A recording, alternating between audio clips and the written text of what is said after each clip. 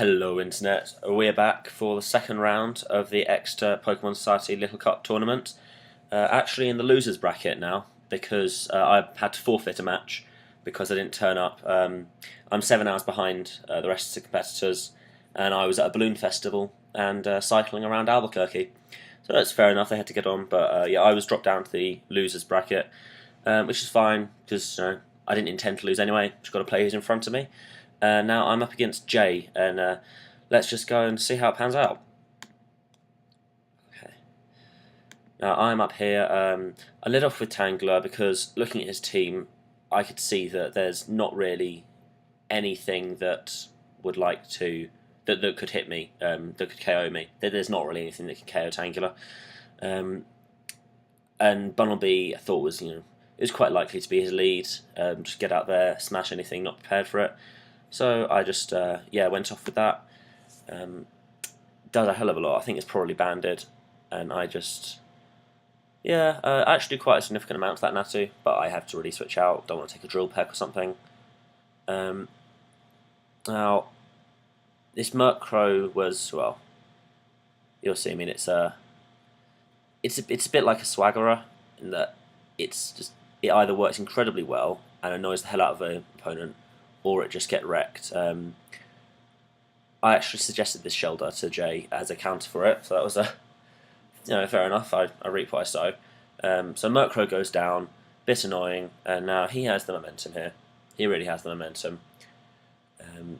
And Choice Scarf Metatype being paralysed is very annoying. And despite my huge power, cannot take out the Honedge in one. He takes me out. I'm down 4-6. Not looking fantastic. Fletchling was my best move there because he couldn't Shadow Sneak me. Whereas if I brought in Sneasel for the priority, he could have Shadow Sneaked me. Here, Swirlix. I don't get to force him out with a red card, but that's actually quite useful because I think Unburden. He couldn't take me out with an Ice Shard, so I can just take him there. And I don't think he knew that Special Swirlix would run Flamethrower. Perhaps he was expecting the Belly Drum set. Perhaps if he had never played Swirlix before, he just didn't know what Swirlix did. Because I was able to. Swirlix came through here really with my Unburden, and just made things a hell of a lot easier. Took out, well, Sneasel, his biggest threat, and Ferroseed, really his biggest wall.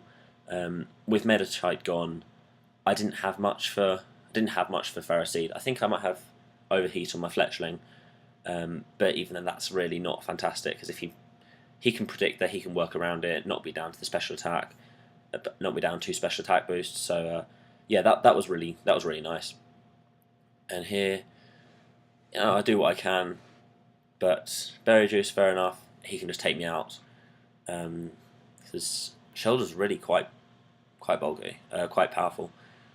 Now this is Tangler's bulk coming through yet again. Now this was a hairy moment because I'm down to 1 HP. He got a crit, but out of 5 hits, that probably brings it up to something like above 50% chance to actually get a crit. So that's fair. Tangler's bulk is just insane.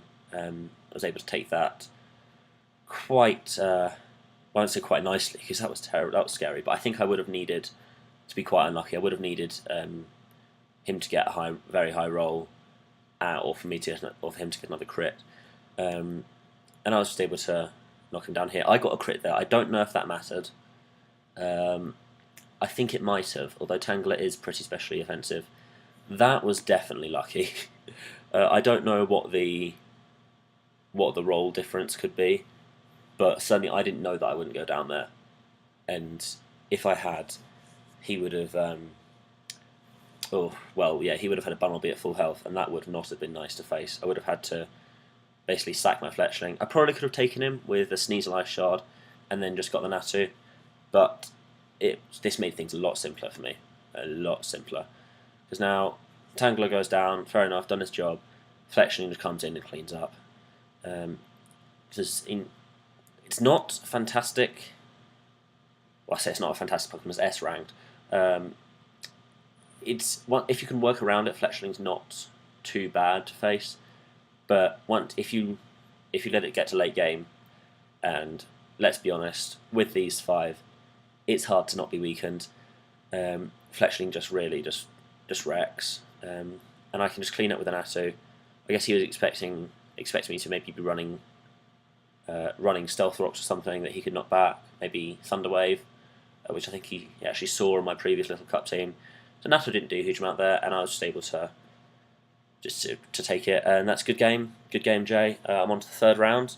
Can't remember who it is against, but yeah, I'll see you there.